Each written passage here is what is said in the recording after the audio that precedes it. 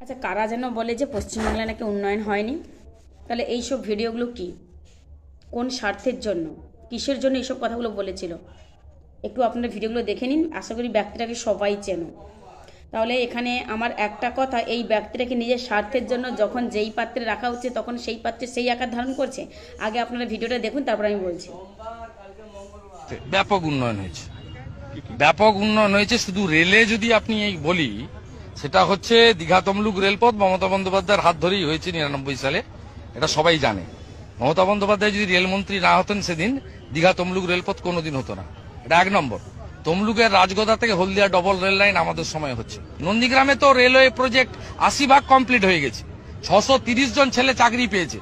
আমাদের এই নন্দকুমার থেকে বলাইপন্ডা পুরসা হয়ে এই রেল লাইনেরও তো সমীক্ষার কাজ কমপ্লিট হয়ে গেছে। কি আপনারা দেখলেন? আসলে এই ব্যক্তিটাকে ভালোভাবে চেনে গেছো। তখন এই ব্যক্তির উদ্দেশ্যে আমি কথাটা বলছি, এবং আমি আমার হিন্দু মা বোনেদেরকে, জেঠু কাকিমাদেরকে ভিডিওগুলো দেখানোর জন্য করছি। আচ্ছা, তোমরাই বলো তো, এই ব্যক্তিটা সত্যি কি হিন্দু ধর্মের জন্য, আমাদের মন্দির বাঁচানোর জন্যই এত পরিশ্রম করছে বিজেপি থেকে, নাকি শুধুমাত্র নিজের ফায়দা লুট করার জন্য? তাহলে কিসের জন্য, কোন উদ্দেশ্যে? এখানে একটা প্রশ্ন, কোন উদ্দেশ্যে আপনি এই কথাগুলো বলেছিলেন তৃণমূলে থেকে, যে পশ্চিমবাংলায় দারুণ উন্নয়ন হয়েছে? এখন আপনি বিজেপি থেকে বলছেন কিছু উন্নয়ন হয়নি, একদম শেষ। আপনি তো গিরগিটির থেকেও আরও অধম। গিরগিটও এত তাড়াতাড়ি রং বদলায় না। এখন আপনি আমাদের এই হিন্দুদেরকে, হিন্দু মা বোনেদের, জেঠুদেরকে বোঝানোর জন্য আপনি বোঝাতে চাইছেন হিন্দু বাঁচাও, হিন্দু বাঁচাও। এখন আপনার মধ্যে শুধু একটাই উদ্দেশ্য ঘুরছে, আমি হিন্দুরে লড়াই করছি। এই যে আমরা না সবই জানি আপনি কিসের জন্য লড়াই করছেন, বুঝতে পেরেছেন?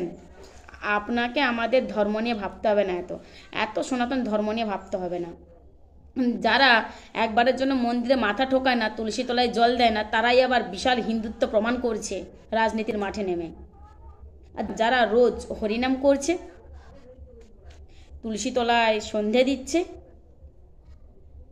তাদের দোষ কি? তারা তৃণমূল করলে তারা মুসলমান? মানে হিন্দু প্রমাণ করতে গেলে বিজেপি করতে হবে নাকি? আমরা সব থেকে বেশি হিন্দুই ঘেন্না করি কোনটাকে জানেন? এই যে আমাদের ধর্মটাকে আপনারা বিক্রি করছেন, এই যে ধর্মটাকে রাজনীতির মাঠে নামিয়েছেন, এই যে ভগবানের নামে মানে রাজনীতির স্লোগান দিয়েছেন, সব থেকে বেশি আমরা এতেই ঘেন্না করি।